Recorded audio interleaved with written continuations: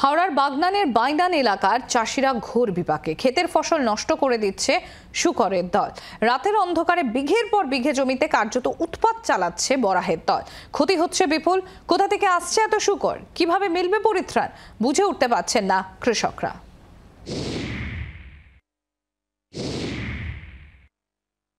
আলু হয়তো চাষ কাগজ হয়ে গেছে, এত বড় বড় আলু হয়ে গেছে, তাকে মুখ দিয়ে হুঁকড়ে হাঁকড়ে বার করে উস্কে আঁচকে পুরো খেয়ে নিচ্ছে, নষ্ট করে দিচ্ছে। এবার চাষিরা কত করবে? এই চাষবাসের ওপরেই তো সব নির্ভর।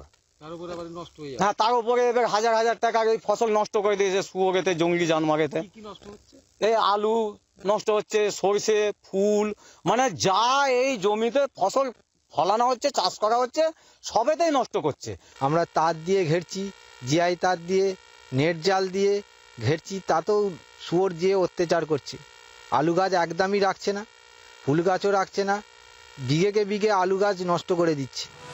আমতা বিধানসভার অন্তর্গত বাইনানের কৃষকরা আগে আখ, বাদাম এবং গম চাষ করতেন। শুকরের উৎপাতে জেরবার হয়ে চাষ বদলে ফুল, আলু এবং অন্যান্য সবজি চাষ শুরু করেছেন। ঘিরে দিয়েছেন জমি, যদিও তাতেও রেহাই মেলেনি। রাতের অন্ধকারে শুকরের উপদ্রব চলছেই।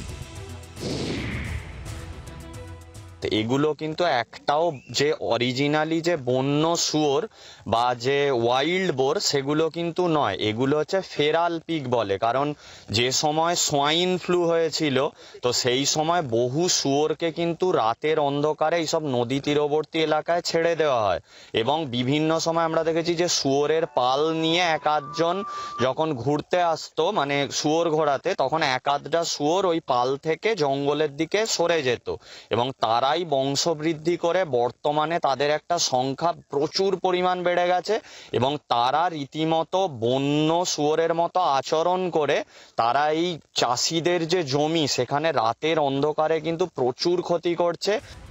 শুধু বাইনান নয়, আমতা বিধানসভার নদী তীরবর্তী একাধিক এলাকায় চাষের জমিতেও একই রকমভাবে শুকরের উপদ্রব চলছে। স্থানীয় পঞ্চায়েত থেকে বন দপ্তর সব জায়গাতেই এ বিষয়ে জানানো হয়েছে, তবে এখনো শুকর বাগে আনার কোনো পদক্ষেপ নজরে আসেনি। লাভ তো দূরের কথা, তারা এখান থেকে কোনো রকমভাবেই এই চাষাবাদকে বাঁচিয়ে রাখবে কীভাবে, সেটাই তাদের কাছে এখন দুশ্চিন্তার বিষয়। এইভাবে যদি চলতে থাকে তাহলে চাষিরা এই চাষও বন্ধ করে দিতে বাধ্য হবে, এমনটাই তারা মনে করছেন। ক্যামেরায় আরাধ্যর সঙ্গে সুভাষিস মণ্ডলের রিপোর্ট, জি24 ঘন্টা, বাগনান। বাংলার আওয়াজ, বাঙালির আবেগ, জি24 ঘন্টা।